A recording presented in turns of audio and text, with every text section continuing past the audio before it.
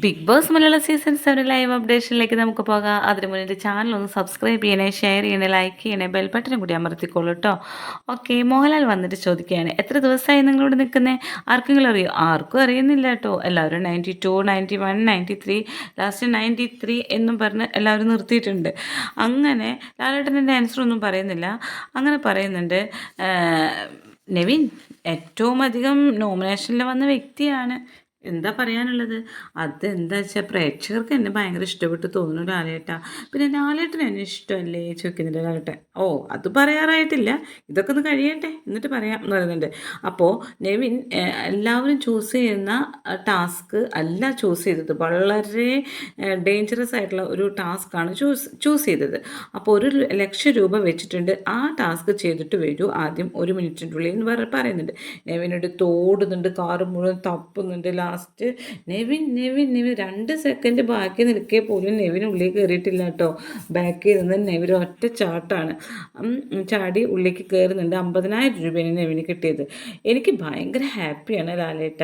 എത്ര ബജ്ജി വാങ്ങി കഴിക്കുക ഇതുകൊണ്ട്? ഓഹോ, ബജ്ജി വാങ്ങാനായിരുന്നു ഈ പൈസ എന്ന് ലാലേട്ട ചോദിക്കുന്നുണ്ട് കേട്ടോ. ഈ നെവിൻ എപ്പോഴും തീറ്റയുടെ കാര്യങ്ങൾ മാത്രമേ ഉള്ളൂ.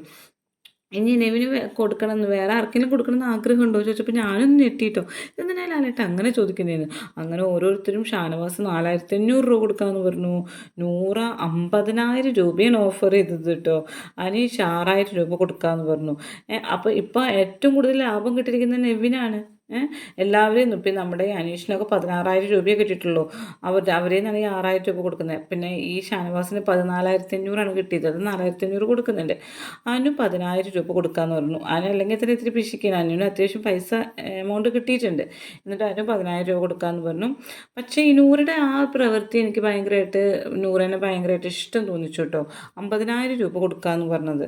അക്ബർ 40,000 രൂപ കൊടുക്കാമെന്ന് പറഞ്ഞു കേട്ടോ. 40,000 രൂപ കുറയാതെ കൊടുക്കുമെന്ന് പറഞ്ഞു. സാബു ഞാൻ പറഞ്ഞു, ഞാനൊരു പാവപ്പെട്ടവനാണ്, എനിക്ക് ഇങ്ങോട്ട് തരേണ്ടത്. അപ്പോൾ ലാലേട്ടൻ പറഞ്ഞു അങ്ങോട്ട് വേണമെങ്കിലും കൊടുക്കാമെന്ന് പറയുന്നു. അപ്പോൾ പറയുന്നുണ്ട്, ഞാൻ 15,000 രൂപ നിങ്ങൾക്ക് തരാമെന്ന് പറയുന്നത് നെവിൻ അങ്ങോട്ട് കൊടുക്കുന്നുണ്ട് കേട്ടോ.